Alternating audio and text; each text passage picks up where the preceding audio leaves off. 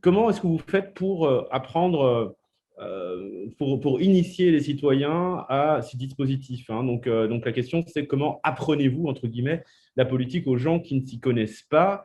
Est-ce que vous le faites de manière neutre? Bon, une commune, c'est bien sûr géré également par des forces politiques, voilà. Et comment ne pas influencer les participants dans une direction ou dans une autre? Donc, est-ce qu'on a affaire à un organe indépendant qui organise, tu viens de parler tout à l'heure de l'initiative en ligne digitale, ou est-ce que finalement c'est la commune qui se charge de la mise en place du dispositif et de la formation et de l'information et de la formation? Alors, ce qu'il faut déjà bien comprendre, c'est que par rapport au fonctionnement d'une commune, on a effectivement le personnel politique avec un collège, avec les échevins, le bourgmestre, et puis un conseil avec des conseils communaux, qui est un peu le parlement de la commune, et le collège étant le gouvernement. Et ensuite, il y a l'administration. L'administration est censée être neutre. Donc moi, faisant partie de l'administration, je ne fais pas partie d'un parti politique. J'ai pas, voilà, je suis évidemment en lien avec l'échevine qui est en charge de la participation, mais c'est deux choses qui sont séparées. Donc, on a ce devoir en tant que fonctionnaire d'être neutre par rapport au sujet qu'on traite. Et donc, pour répondre à la question de manière plus précise, donc effectivement, on a été aidé par une association qui s'occupe de mettre en place des dispositifs de participation pour la mise en place. Donc ça, c'était surtout l'année dernière. Moi, je n'étais pas encore là à ce moment-là. Pour ce qui est de la plateforme, c'est une plateforme qui est en fait développée par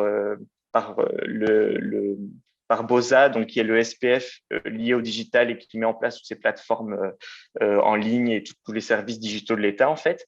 Et donc voilà, c'est chaque fois des gens extérieurs, mais in fine, c'est moi en fait qui va mettre en place l'information, la communication et qui va expliquer aux citoyens au téléphone, par mail, peut-être en direct, comment fonctionne la plateforme, qui va les aider à participer en fait simplement. Donc, mais moi, je n'ai pas un rôle politique là-dedans. Donc moi, j'ai influencé personne dans le vote, par exemple.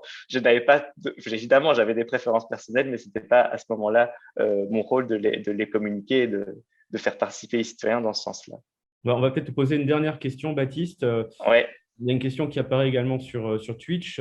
Ne pensez-vous pas que les initiatives donc de démocratie participative et du budget démocratique peuvent basculer dans certaines communes vers des projets plutôt communautaristes? Donc, on parlait tout à l'heure des audiences et des communautés qui pouvaient se former en ligne, mais on a également le même phénomène sur le terrain.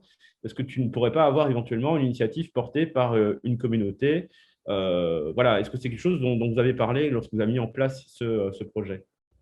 Mais en fait, alors, moi, de nouveau, j'étais pas là à la genèse parce que c'était l'année dernière, je travaillais pas encore à cet endroit-là, mais je sais que ça a été une question qui s'est pas mal posée. En fait, ils y ont pas tellement résolu, ils l'ont pas tellement résolu a priori, mais a posteriori, comme je disais, on s'est rendu compte qu'en fait, les projets qui passent sont des projets qui ne concernent pas juste un quartier ou juste une communauté, c'est des projets d'ensemble parce que, in fine, comme ensuite on demande à toute la population de voter, et ben en fait, il faut recueillir quand même beaucoup de votes pour passer. Et donc, en général, une campagne, même très structurée dans un quartier, va pas suffire. Et donc, on avait, par exemple, à Boisfort, il y a des quartiers qui sont très forts, avec des identités de quartier très déterminées. Et donc, il y avait du coup des projets qui étaient très ancrés dans un territoire spécifique de la commune, avec donc une communauté qui s'organisait autour de ces projets-là.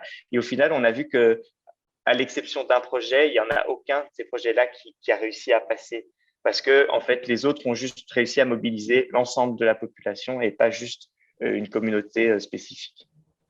Mais c'est un risque, hein, c'est clair. Donc, je veux dire, voilà, il y a pas de secret. Mais en l'occurrence, de manière empirique, je peux répondre que c'est pas un si grand risque que ça.